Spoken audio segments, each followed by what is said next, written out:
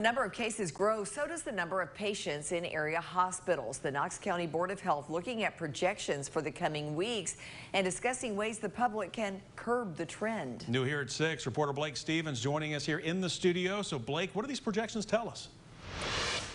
Well, Bo and Lori, it's pretty simple. If cases continue to climb, our hospitals are going to get busier.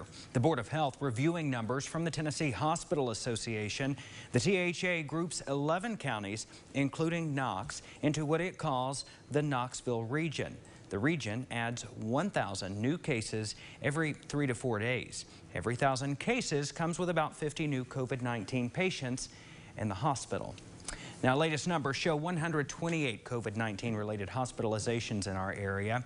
If cases continue growing at that same rate, we could see nearly 400 more people in the hospital by September 9th. The Knox County Board of Health urging the public to continue following those 5 core actions. Discipline is so important here because that moment where you let your guard down, it might not ultimately affect you. You could end up transmitting COVID-19 to someone you really care about.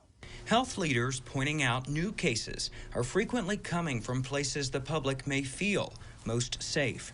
We're seeing a few cases or more cases coming from private gatherings and occasions than organized businesses or other things. So I want to just really encourage people to, don't let your guard down. Just because your next door neighbors are your best buddies doesn't mean they can't spread the disease to you and to others. With the threat of hospitalizations more than doubling, their message is simple. Slowing them down will be up to us.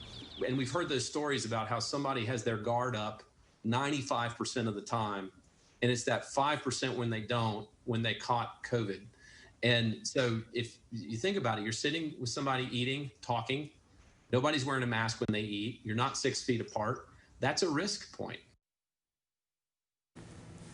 Again, these projections assume cases continue growing at their current rate. Area hospitals, by the way, are communicating with one another daily, working to ensure they don't run out of space for new patients. Latest numbers show hospital beds in our area about 77% full, and there is, we should note, an additional surge capacity of about 4,400 beds. Lori.